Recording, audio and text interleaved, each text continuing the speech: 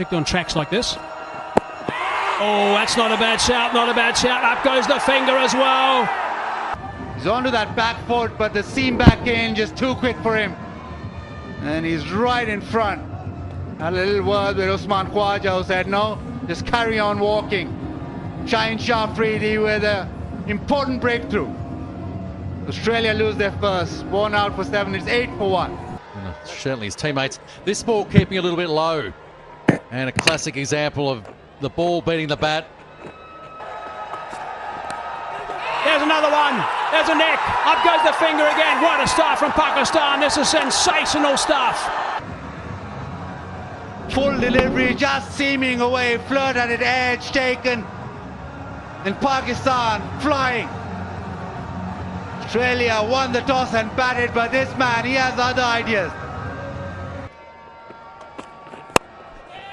Tries of catch it, and it's out. That's a good catch. Aman Ali couldn't launch it. That's another one they needed, Pakistan.